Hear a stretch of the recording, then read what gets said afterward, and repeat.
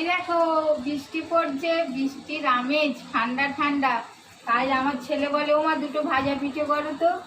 এই দেখো ভাজা পিঠে, একে আমরা গুড় পিঠে করি, ভাজা পিঠে করি। আজকে একটা দাদা ফোন করেছে, ইলিশ মাছের খোঁজ নিচ্ছিল তোমার দাদার কাছে। বলে বৃষ্টি হচ্ছে, ইলিশ মাছ উঠেছে। তোমার দাদা বলে না। আমার ছেলে বলে মা ভাজা পিঠে বানাও, খাবো। এই বৃষ্টি হচ্ছে আর এই ভাজা পিঠে আমাদের কত হয়ে গেছে। এই দেখুন,